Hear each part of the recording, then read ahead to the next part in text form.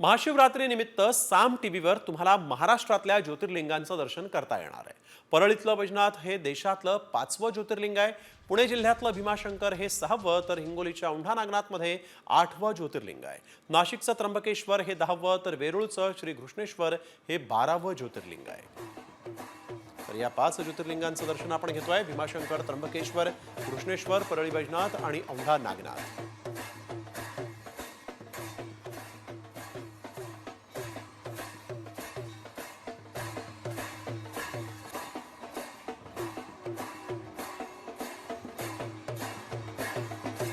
महाशिवरात्रीनिमित्त साम टीव्हीवर तुम्हाला महाराष्ट्रातल्या ज्योतिर्लिंगांचं दर्शन करता येणार आहे।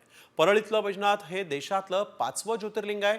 पुणे जिल्ह्यातलं भीमाशंकर हे 6वं, तर हिंगोलीच्या औंढा नागनाथमध्ये 8वं ज्योतिर्लिंग आहे। नाशिकचं त्र्यंबकेश्वर हे 10वं, तर वेरूळचं श्री घृष्णेश्वर हे 12वं ज्योतिर्लिंग आहे।